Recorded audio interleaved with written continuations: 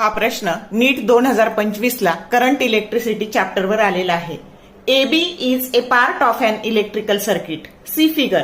The potential difference VA minus VB at the instant when current I equal to 2 ampere and is increasing at the rate of 1 ampere per second is option 1 5 volt, B 2 6 volt, 3 9 volt and 4 10 volt.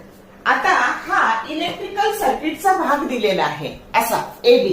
आता आपल्याला ओहमचा law लावावा लागेल. Current या डायरेक्शनने जातोय म्हणजे या डायरेक्शनने voltage negative घ्यावं लागेल. मग VA या पॉइंटचं पोटेन्शियल डिफरन्स मायनस आता इंडक्टर आहे मग इथलं व्होल्टेज येणार आहे LdI/dt.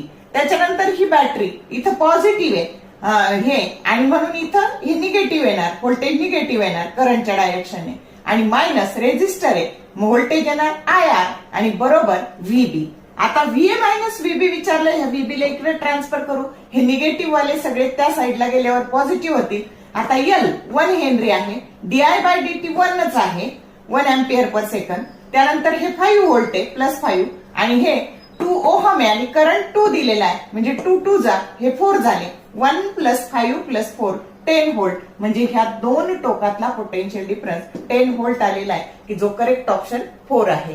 समजलं? एवढं सोपं न्यूमेरिकल होतं. शॉर्ट व्हिडिओ आवडले लाईक करा, शेअर करा, कमेंट करा. For more useful tips and tricks keep watching wings of physics. Thank you very much.